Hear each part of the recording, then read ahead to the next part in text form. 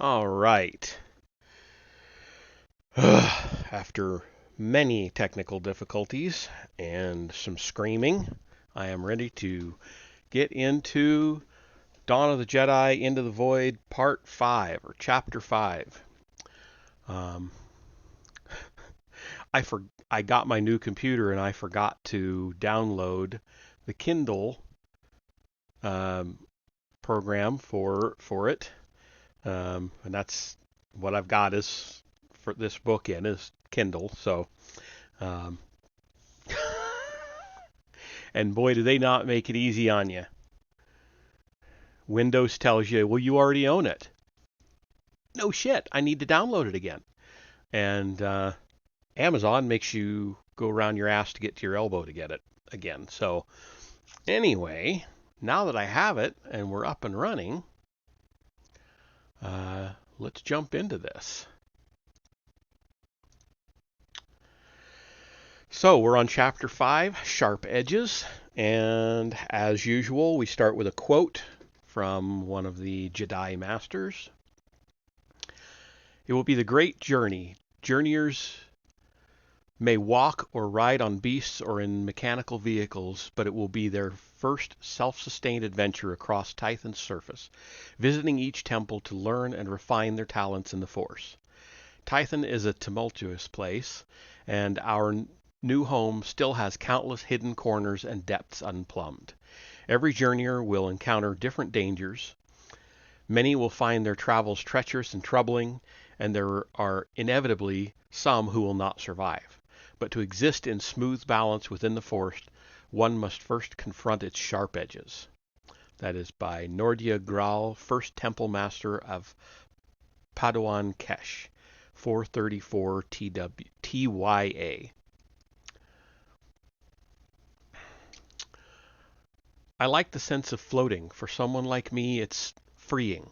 Almost like there's nothing to me at all. I sometimes think I'm one of the cloud creatures that live deep within the Obri atmosphere. Huge, immaterial. That's what I sometimes think. There's speculation, Lannery said. A mystery. No one's ever really seen one. I know, Kara said. I like the idea of that too. Lannery was not sure whether Kara was a poet or a madwoman. Either way, perhaps she would tell Lannery what she had come to discover. After leaving the pits, Lannery and Trey had traveled to the base of this tower. Trey had announced their presence to the sentry system. An air elevator had whisked them up to the 200th floor. The view as they rose was staggering, and they had both stared silently from the clear elevator pod. As Lannery had felt the silvery light of Calamar's three moons purging the stink of the pits from her skin, she had meditated on the Force, cleansing her mind. She would not forget the smells and sounds and the deaths she had witnessed, but she no longer carried them with her. Well, it scares the shack out of me, Trey said. He was standing close to one of the inner walls, back pressed to it, hands splayed flat. His laku were wrapped protectively around his throat. Thank you for seeing us, Lannery said. I understand you value your privacy. I do, Kara said. But how could I turn down a request from a Jedi Ranger? Many do, Lannery said. The system is filled with fools. Kara glided across the clear crystal floor of her apartment's huge main room and approached a low table that was adorned with all manner of food and drink. Refreshments? Water, please. A droid poured, but Kara brought Lannery her drink. This close, the Rangers saw just how huge the woman was.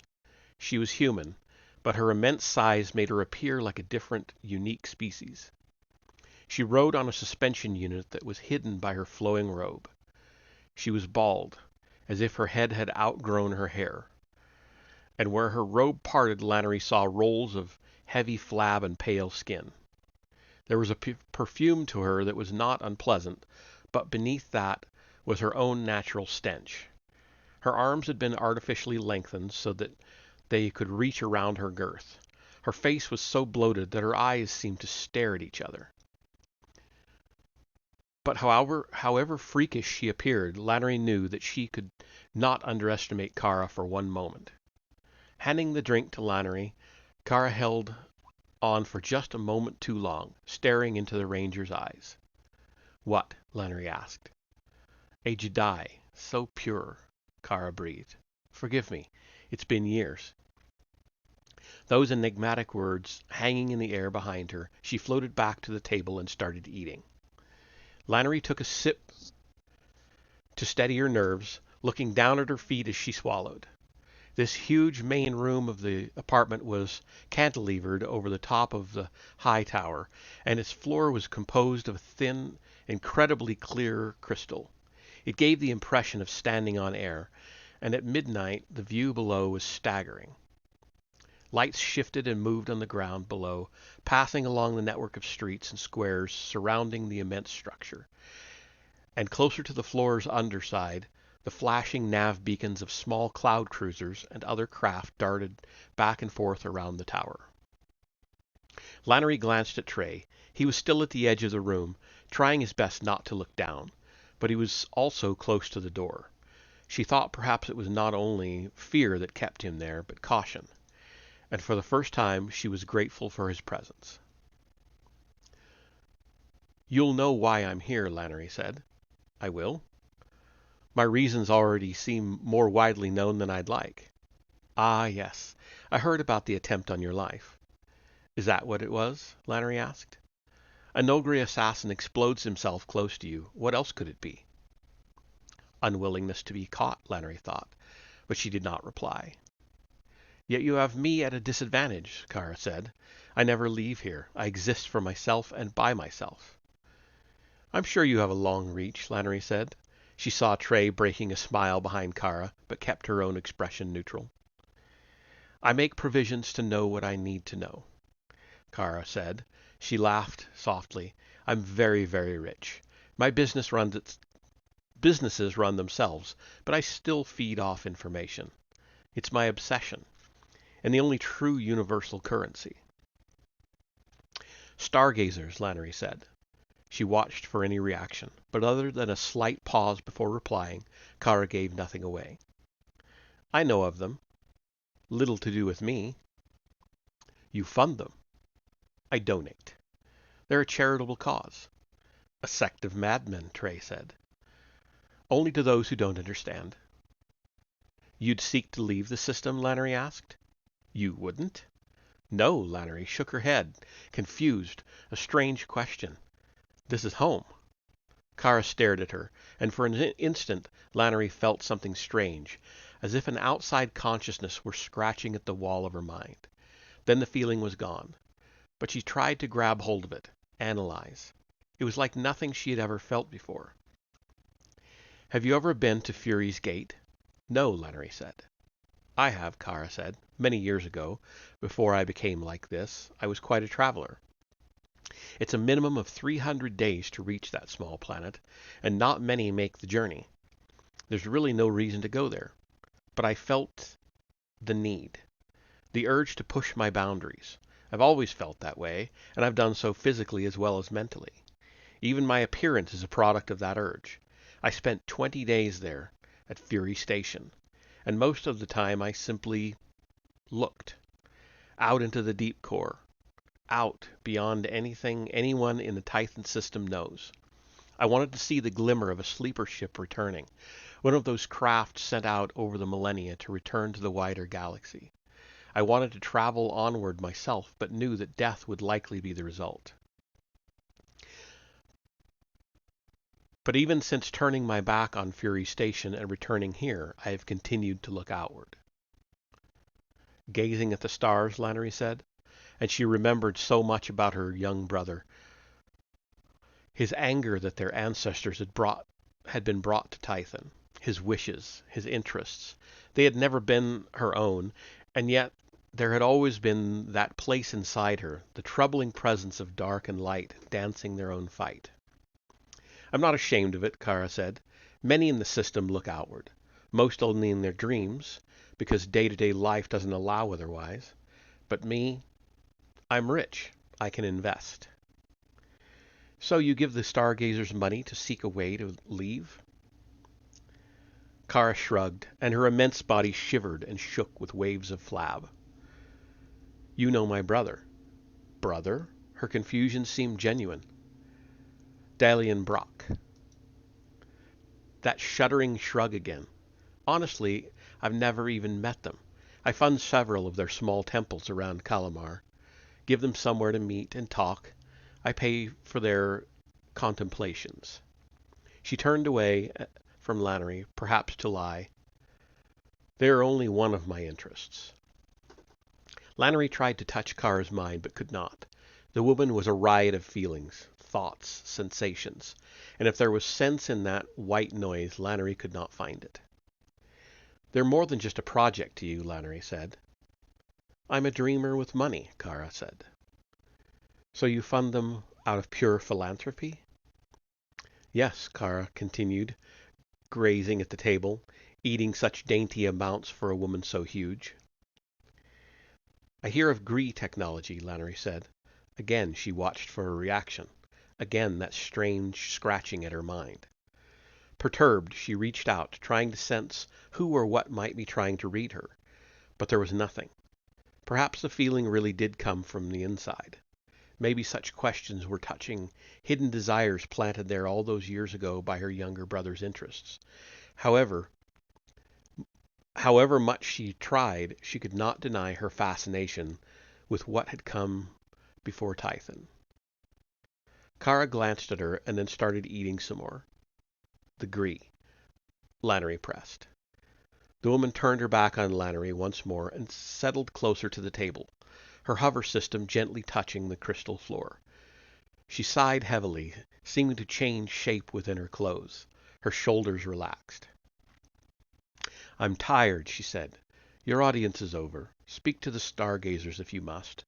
Their nearest temple is in the eastern quarter of the Kar Peninsula, an old abandoned Dai Bendu temple that I own. Now leave.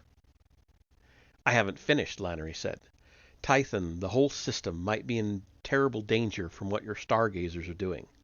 Leave, Kara continued eating, and just for a moment Lannery recognized something about her. A manner, a presence, a bearing. You're Jedi, Lannery gasped. It seemed amazing, and yet it would explain that strange, insistent scratching in her mind. The shadow of Bogan passed across Lannery's mind, and she was even more confused. Once, Kara said, laughing bitterly, but no more. The force is stale within me. Now leave, Ranger. I have my security, and they're the best money can buy. And now suddenly she threatens me, Lannery thought. A cough, a thud, and Kara slid over onto her side, rolling from the hover platform and seeming to spill across the floor. Breath rattled in her throat. What have you... She's out, that's all. Trey was holding a small weapon in one hand, barely the size of a finger.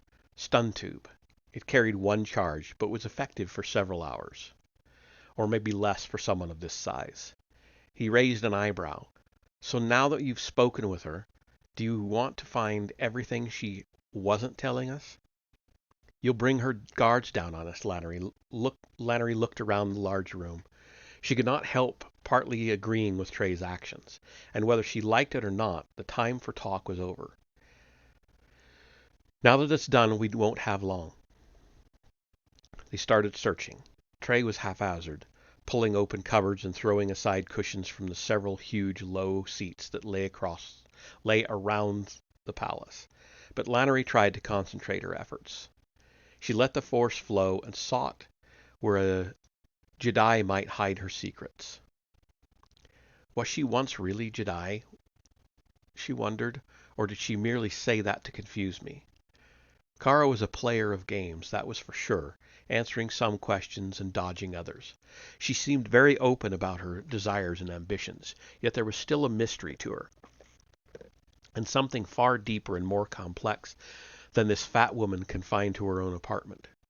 Rich she might be, and powerful, and she undoubtedly had a long reach, but Lannery's recognition of something about her, something Jedi, was even more confusing. There There were some who trained with the Jedi, but then left Tython. It was usually at the Padawan phase, when children, once strong with the Force, seemed to lose that strength as they reached adulthood. There was no shame to it, and the Jedi themselves admitted that on occasion they might make might make mistakes and take into training those who would never be comfortable and at balance with the Force. My brother, for one, Lannery thought. She stared at the slumped figure of Kara, rich benefactor of the stargazers, and wished she could ask her more. Hurry, Trey said. The sentries might be coming even now. Why would they?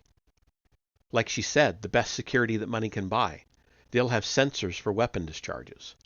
Oh, great, Lannery said. More conflict was the last thing she wanted here.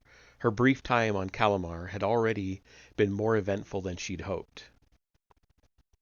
She looked down past her feet at the ground, far below. A chaos of lights swarmed around the base of the tower, but there were 3 white lights rising quickly up the tower's outer wall. Air elevators. She touched her collar and activated her comm.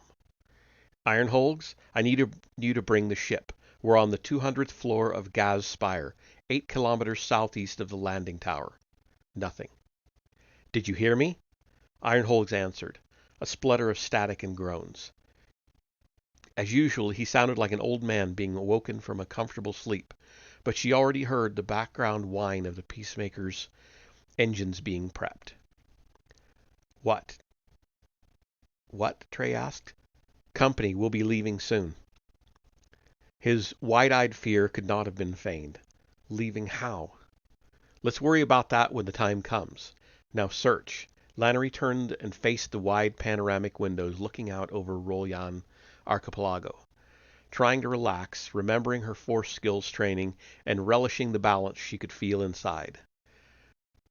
Darkness and light, seeing and seeking. She surveyed the vast room, looking for where something might be hidden. A woman like Kara had plenty to hide, and not all of it the currency of secrets. She was a rich woman with a grand apartment and material wealth. She would have things to hide, too. At the far corner of the room was a wall display of martial objects, blades, spears, maces, other striking weapons, all of them powered by the bearer alone. It did not surprise Lannery that Kara might be a collector of such antiquities, and they did not interest her. What might be behind the display did. There was no obvious door, but she sensed a hollow behind the wall. And she did not have time to find the hidden opening mechanism. Lannery drew her sword and struck. Sparks flew, and an intense surge of energy webbed across the display of old weapons, lighting them briefly with the Force. She struck again, and a wall panel gave way. Several crossbows clattered to the floor. Lannery shouldered her way through the opening into the narrow space behind the wall. Those elevators are pretty close, Trey called. Lock the doors. Barricade them. Give us as much time as you can. Her voice sounded muffled in the small, unlit room, as if swallowed by something soft. Lannery took a small glow rod from her belt and flicked it on.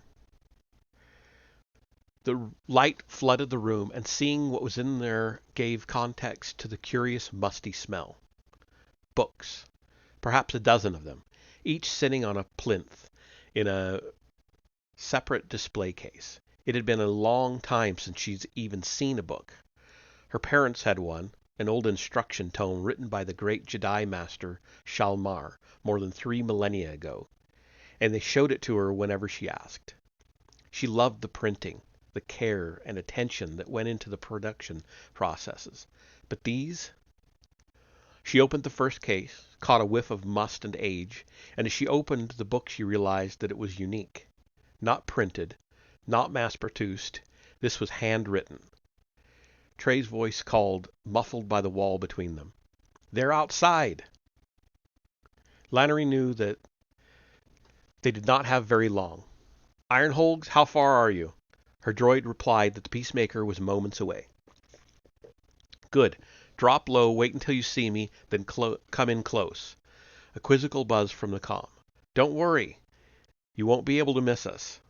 Opening the rest of the display cases, she winced at the damage she might be doing to these books, but time was not on her side. Flipping pages, her heart settling yet her mind moving faster than ever, at last she found what she was looking for. She slipped the thin book into her jacket and left the room. "Quickly," Trey whispered. He was in the center of the large room, standing on one of the low seating areas so that he did not have to look down. Lannery thought he was actually shaking with fear, his LeCoux touching nervously beneath his chin. Kara groaned, her bulk shifting in a sickly, fluid movement. A comlink on the table beside her was glowing softly. Call unanswered. Her security would already know that something was very wrong. Lannery dashed across to the wide, tall windows and beckoned Trey Sana after her. There, he asked. "You think we can fly any other way?" Something crashed against the wide doors, 3 heavy impacts. A low table that Trey had upended against the doorway tilted and fell, smacking against the crystal floor. Lannery squinted through the window at the sea of lights below and around them, and then she saw the shape she wanted. She breathed a sigh of relief. "Battle droids," Trey said, arriving at her side. "All the rich hire them. Private security. Get them chipped and reprogrammed, more heavily armed. Some of them fought in the Despot War. I've even heard that some retain memories of their battles with the Jedi. Don't like them, hate them, and some even dream of..." "You're babbling," Lannery said, "and droids don't dream." "I told you I don't like heights." More impacts from beyond the room, and then a louder, deeper thud vibrated through the floor, and the doors burst open in a blast of smoke, flame, and torn metal. Lannery drew her sword again and faced the door. 3 droids entered, short, thin units designed for speed and offering narrow targets for any aggressor to hit. Their fist-sized heads twirled as they scanned the room. Lannery pressed her hand to Trey's chest to still him, and she felt his heart hammer against her palm. And then, without warning, the droids opened fire. Lannery swept her sword left and right, catching and deflecting blasts from the weapons. Trey shrank down behind her. She concentrated, her stance perfectly balanced, and with her free hand she force-punched a droid back against the wall. It struck, fell, and then quickly rose again. It was scarred with several old blast injuries, battle-hardened. "Get ready," Lannery shouted. "For what?" "You'll know it when it happens." She angled her sword and deflected several blasts back against the window. Crystal shattered, and a large slab of window burst outward with a heavy crump. Wind whistled into the room, sweeping food-laden plates from the table, and Lannery saw Kara's eyes flicker open. Sword still shifting before her, Lannery clawed her left hand, lifting one droid and flinging it at another. A blast caught it and it blew apart. A brief shriek of tortured metal, followed by a hail of white-hot components ricocheting around the room. Lannery knew she didn't have much time. She could force jump across the room and take on the 2 remaining battle droids, but right then, destroying them was not the priority. The priority was escape. She turned, grabbed Trey around the waist, and leapt from the shattered window. The wind stole her breath. It grabbed them and spun them around as they spiraled down from Kara's overhanging apartment, drawing them in close to the tower so that windows flitted by in a blur. It roared in her ears. Lannery squinted, ignoring Trey's scream of terror as they plummeted, struggling to hold him. Laser blasts flashed by them, and there was nothing she could do, no way she could gather her thoughts to protect them from the sustained fire coming from the shattered window above. She only hoped. The Peacemaker drifted from the shadow of the tower and dipped below them, dropping, engines roaring, matching their speed so that the impact as they struck its upper surface was as gentle as possible. Lannery grunted and clasped Trey as they hit, flailing with her other hand that still held the sword. Given a choice of which to drop, she knew the weapon would win out. But she hoped she did not have to make that choice. Laser blasts ricocheted from the ship's curved hull, but Ironholg's remote piloted the ship perfectly. They flew a gentle circle around the tower so that the droids could no longer hit them with fire from above. Then the craft hovered to give them the chance to get inside. The Peacemaker's top hatch whispered to open. "After you," Lannery said. Trey scrambled across the ship's smooth back and tipped inside head first. Lannery dropped in beside Trey, landing softly on her feet, and the hatch closed above her. At home once more, she hardly even swayed as the ship powered away from Rolyan and out across the dark sea. "Are you mad?" Trey shouted. "Insane? What if your ship hadn't been there? What if—" She raised one hand, silencing him, and took a deep, calming breath. "A simple thank you would be fine." With the Peacemaker's computers patched into Calamar's navsats and the ship flying across the ocean toward the Kar Peninsula, Lannery wanted to use the time to take stock. At first Trey-Sana tried to talk, but she held up a finger in warning and nodded at her cot. "Sit. Still. Quiet. You're on my ship now. It was easy getting you on board. It'd be even easier for me to fling you off." "You call that easy?" he spat. "The cot. And silence." Trey sat, his LeCoux so pale they were almost pink. He was all front, but Lannery could see his relief in having a chance to rest. She turned the cockpit seat toward the front and sat back for a moment, staring at the sea flashing by below. Moonlight caught the waves. Ship's lanterns speckled the surface, and here and there the navigation lights of airborne craft moved across the night. It was clear, and a swath of stars smeared the sky. Her ancestors had come from somewhere out there, and now her brother was preparing to risk everything to travel there once again. Her brother, and others. Lannery was aware of the dreadful danger Dahl's efforts might be putting Tython and the wider system in, and it chilled her to even imagine him getting close to his aims. But at moments like this, looking up at the stars, she could not hold back her interest, her fascination. In many ways she was as curious as anyone about their origins, but she went about feeding that curiosity in different ways.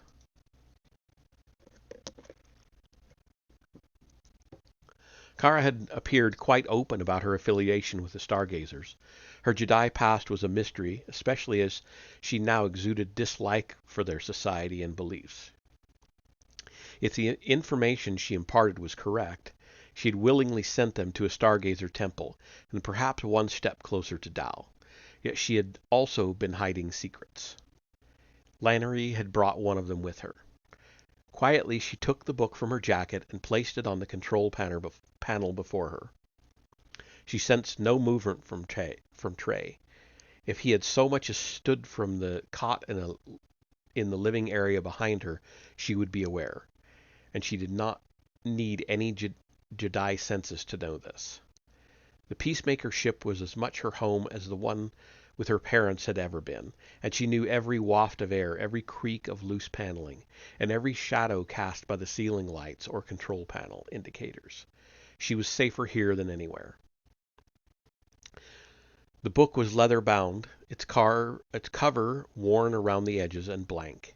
It was thin, perhaps 50 pages. Age emanated from it, a combination of its hand-worn appearance and faint smell of dust, and the mere fact that it was a book of paper, card and ink. There were those who still produced books, but only as novelty or special items.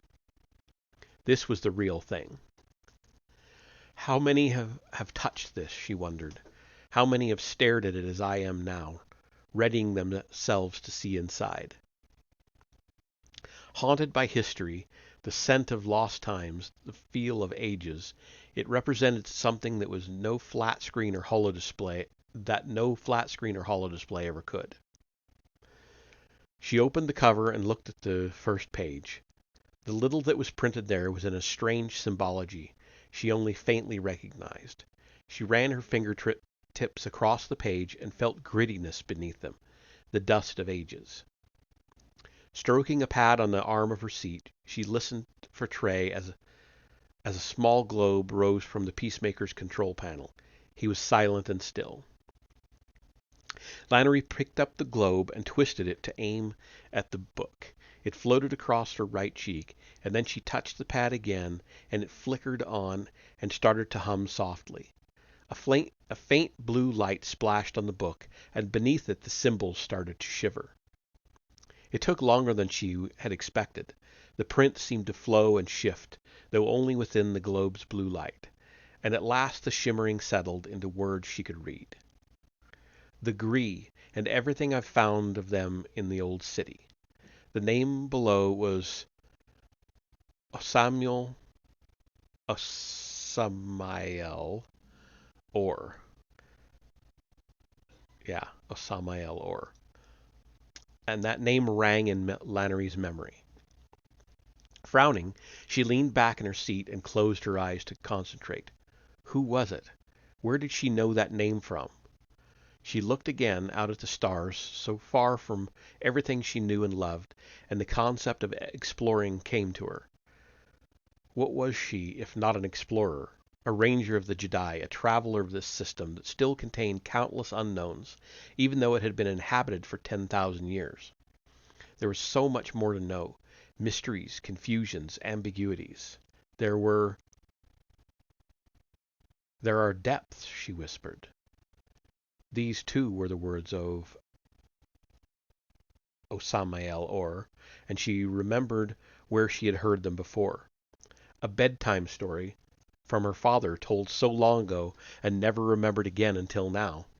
Even after everything that had happened with her and Dal, the Jedi temples, the search, and what she had found of him, even then she had not thought of that time almost 20 years before, when her father sat in a chair beside her bed, long hair loosened to flow across his shoulders, hands folded on his chest as he relayed the cautionary tale of Osamael Or and his final greatest adventure in the depths of the old city,